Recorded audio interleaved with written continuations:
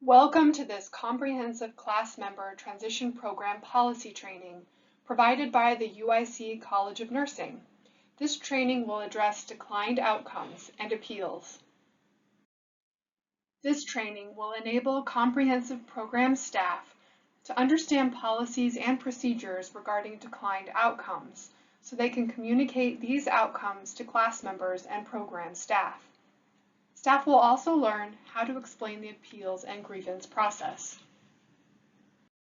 Both declined outcomes, policy P1.02, and post-transition closure to services, policy P5.06, apply to declined outcomes pre and post-transition.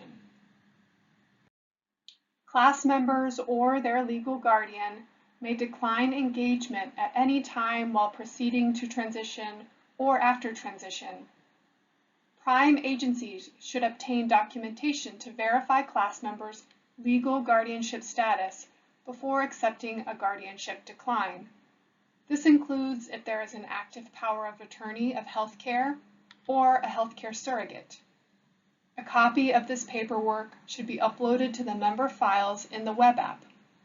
Class members have the right to receive information and education on the CCMTP and Prime Agency Transition Services, regardless of guardianship status. Class members who decline engagement with the comprehensive program or who decline continuing services are considered declined members. Prime agency staff are responsible for addressing class members' hesitation about transition or continuing engagement.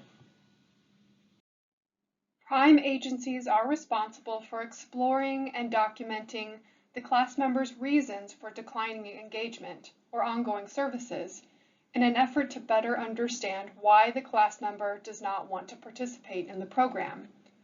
Whenever possible, the Prime should attempt to address the class member's concerns and should document these attempts clearly. If no resolution to the class member's concerns is possible, the Prime agency shall complete and submit the required documentation, which includes the class member's signature on either the 2.9 pre-transition decline letter or 5.4 post-transition decline letter, and a note entry in the web app that describes the Prime agency's efforts to address the class member's concerns.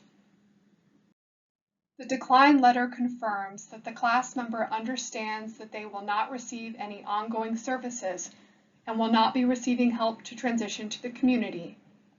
The document should be signed by the class member, their guardian if applicable, and the staff reviewing the letter with the class member.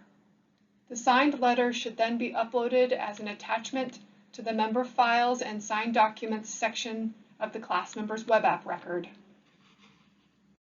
Prime agencies must consult with IDHS when a class member refuses to participate in necessary activities in order to proceed with a safe transition in the comprehensive program, such as refusal to authorize and share medical records, refusal to authorize communication and collaboration of needed service providers, refusal to look for housing, refusal to choose a unit that meets indicated needs and preferences after being shown more than 3 units in the desired geographic area, refusal to accept the clinically recommended transition setting required to address safety risks in the community. All refusals and Prime agency efforts to address them must be documented in the class member's web app record. There must be multiple attempts to address the class member's refusal recorded in the web app. For procedures to request a case consultation and closure due to any refusals pre-transition, see policy P3.02, documenting pre-transition engagement and status changes. Grievances and appeals, policy P0.13. When a class member disagrees with decisions made during their involvement with the comprehensive program, they have the right to file grievances and appeals related to those outcomes and recommendations. As defined in the comprehensive program, A grievance is a verbal or written expression of dissatisfaction concerning a violation of rights, rules, statutes, or contract, or when a class member feels that they were not treated with courtesy, consideration, and respect. An appeal is a request to review or overturn a determination made regarding the class member's services.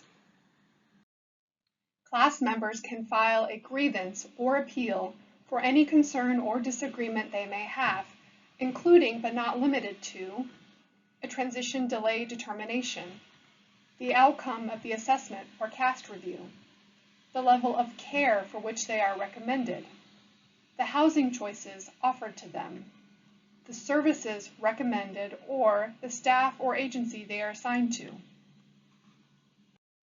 Prime agencies are accountable for establishing first-level grievance and appeals processes internally before class member concerns are escalated to IDHS. Prime agencies are responsible for intake, tracking, investigating, and responding to class members' initial grievances and appeals. The number, outcome, issue, and other data associated with initial grievances and appeals shall be reported by the prime agency to IDHS upon request. If a class member does not agree with the prime agency's resolution, then the prime agency must inform the class member of their right to file a formal grievance or appeal review with IDHS. This can be done via mail, email, or telephone, and must include the class member's name, address, and phone number, along with a brief description of the issue they are appealing. Detailed protocol for filing an appeal is provided in the right and appeals document that should be provided to the class member. If the class member disagrees with the outcome of the first level of review, subsequent reviews may be conducted. First level appeals are reviewed by the Comprehensive Program OMSU Director. Second level appeals are reviewed by the Deputy Director of Systems Rebalancing, Colbert Administrator. Third level appeals are reviewed by the Deputy Director of Systems Rebalancing, Williams Administrator.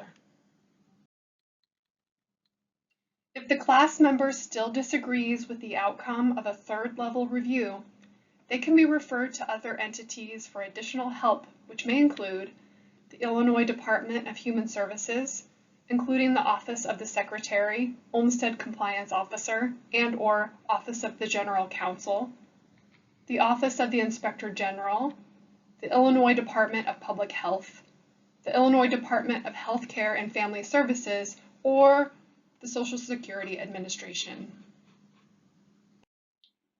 The grievance and appeals process is outlined in Clinical Document 2.2, Your Rights and Appeals Process.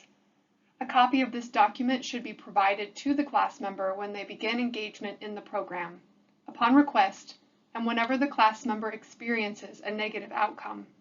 Ensure the class member understands the contents of this document. Current versions of all comprehensive program policies and forms can be found in the web app library, and educational resources can be found on the Colbert-Williams training website, managed by the UIC College of Nursing. Any questions can be directed to the Colbert-Williams Help Desk, linked at the bottom of every page of the Colbert-Williams training website. Thank you for your attention and efforts to ensure safe and successful class member transitions.